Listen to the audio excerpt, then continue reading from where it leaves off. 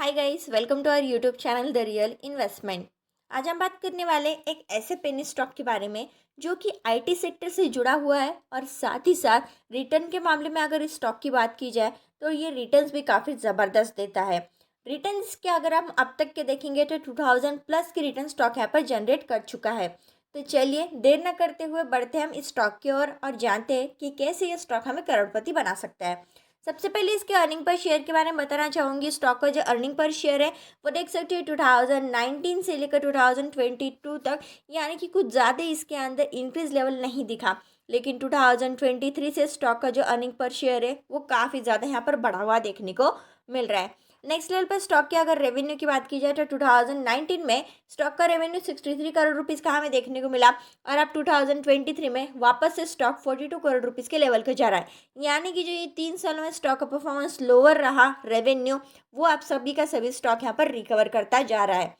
जहाँ तक कि इस स्टॉक के अगर अब तक के रिटर्न की बात की जाए, यानी कि 2 नवंबर 2020 से लेकर 2023 तक की अगर बात की जाए तो स्टॉक ने यहाँ पर 2000 प्लस के रिटर्न्स यहाँ पर इन्वेस्टर्स को कमा कर दिए हैं। अगर इसके रेशियो की भी बात की जाए, इसके चार्ट पैटर्न की भी बात की जाए तो आप देख सकते हैं स्टॉक यहाँ पर एक स्टेडी वे में रहता है, वर्टिलिटी दिखाता है, लेकिन एक बार फिर से हाई लगाता है। फिर से यहाँ पर हमें स्टॉक के अंदर देखने को मिला, थोड़ा सा वर्टिलिटी देखने को मिली, वापस से स्टॉक ने यहाँ पर हाई लगाया,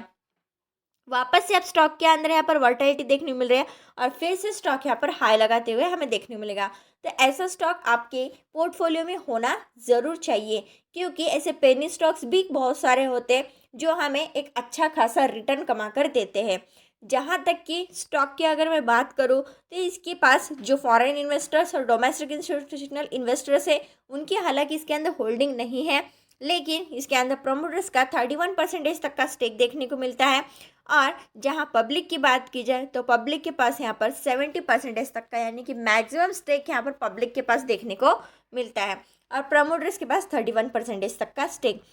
अब हाल फिलहाल की स्टॉक की बात की जाए या 6 मंथ पहले की बात की जाए तो स्टॉक ने यहाँ पर अपना 17.59 का यहाँ पर हाई बनाया था और स्टॉक अभी फिलहाल ट्रेड कर रहा है 9 रुपीज़ पर।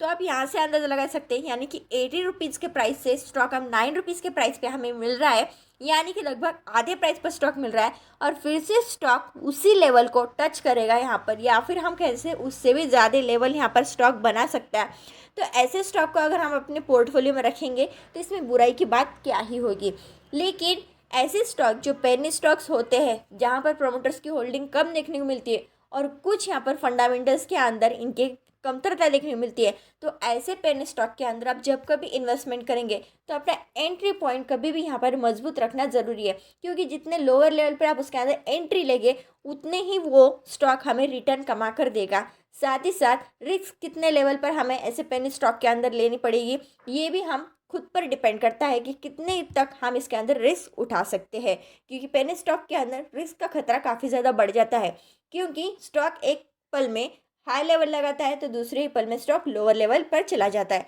क्योंकि इन्वेस्टर्स काफ़ी ज़्यादा इसके अंदर इंटरेस्टेड होते हैं पेनी स्टॉक के अंदर